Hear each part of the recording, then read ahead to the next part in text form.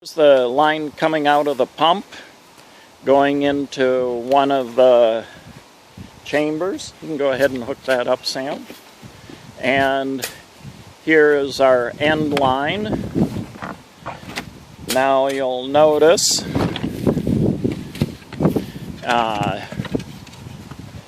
there are going to be 5 lines in our pressure distribution bed.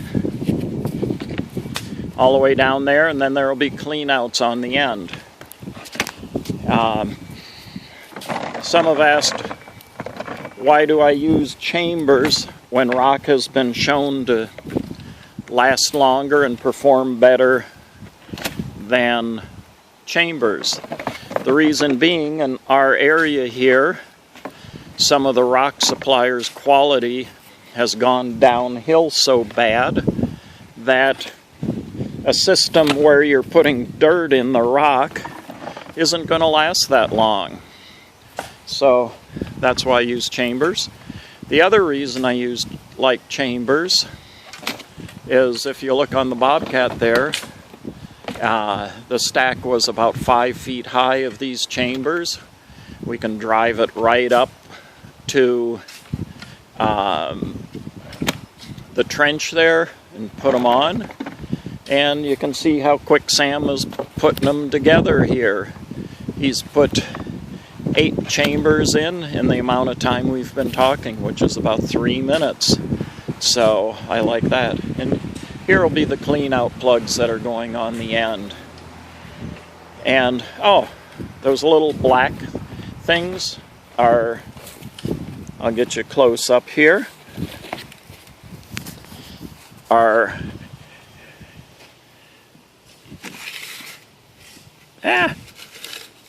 oh, there it is. Had a little debris in it. Right here is a 7/32 inch hole in the pipe. There's one of those under each one of these. Are called orifice shields. They slow down erosion in the trench or churning in the trench. And when you do a rock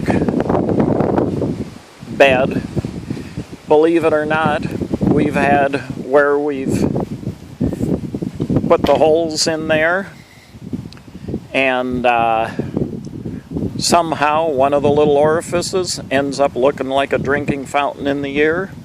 It made it between the rocks, went through a foot of dirt, and squirted up in the yard. So they do have a little bit of pressure on them, enough to do that. So even in rock, orifice shields are a great idea. There you can see Sam's already getting the other one by himself there, and he's already got 4 chambers in, which would be 16 feet in about another minute. So when we get the risers on the tanks, I'll do another video then.